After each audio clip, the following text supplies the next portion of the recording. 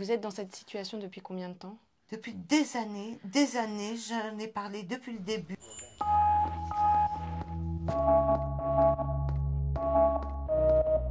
On vient pour la première visite écologie du département, accompagnée de la Croix-Rouge. Et donc, on va faire un diagnostic socio-technique de l'appartement pour vérifier le taux d'humidité, les températures.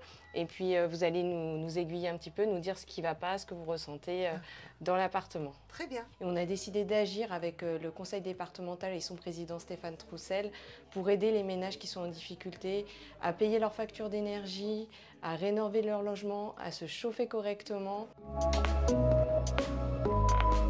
Alors expliquez-nous la salle de bain, du coup c'est dû à quoi? Des infiltrations d'eau. Des infiltrations d'eau. Donc toute cette partie-là, c'est vraiment, on voit à travers. Donc moi j'ai mis ça en attendant pour éviter que ça prenne encore plus l'eau. Mais... Et par ici, c'est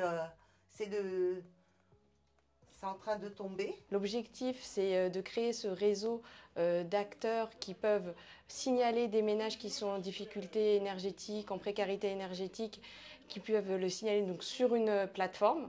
À partir du signalement, on fait une première visite avec la Croix-Rouge Insertion, où là, on va faire un diagnostic socio-technique du logement. Vous restreignez dans l'utilisation de l'énergie pour ne pas payer trop cher sur la facture? Effectivement.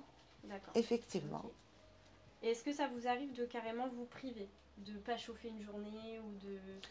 Juste un peu avant de prendre ma douche, je ferme. Là où vous chauffez un peu. Et là, je chauffe. J'attends un petit peu et je peux aller me doucher.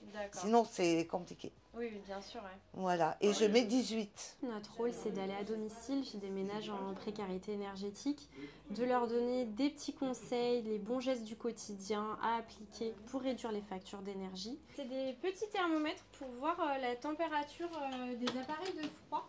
Parce que finalement, en fait, un frigo ou un congélateur, comme on ne le débranche jamais, c'est ce qui va vraiment jouer sur une facture d'électricité.